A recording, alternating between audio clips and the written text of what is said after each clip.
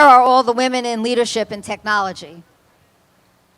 In spite of all the fantastic women that are here and the female founders and all the meetings that I go to and so forth, you really have to ask yourself, where are the female chief technology officers and chief information officers? And I can tell you from a 29-year career in a tech company that staring down into that pipeline, looking for the next generation of women coming up behind me, is not a pretty picture.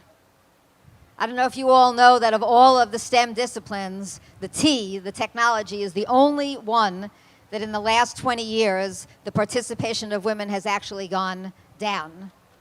And so we have to ask ourselves, what's going on with gender diversity in tech, and ask a fair question about why does it matter? What's wrong with just having a 80+% male-dominated profession?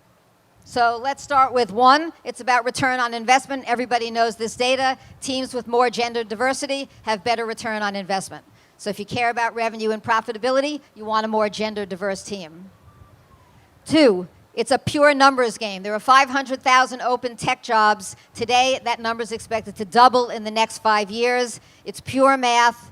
It's very difficult to see how we can meet the technology workforce needs if we're literally leaving more than half of the available talent pool sitting on the bench. Three, it's about economic fairness, because the tech jobs are the best paying jobs, and we can't afford to have women sitting on the sidelines of the opportunity to lift themselves out of poverty and into the middle class. I don't know if you know this, the highest paying job in the New York market in tech is application developer. 80% of those jobs are held by men.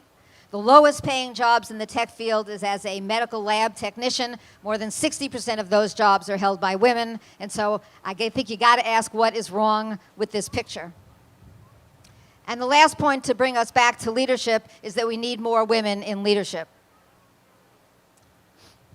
Ray Kurzweil, a brilliant futurist, made the observation that technology is the evolution of human biology.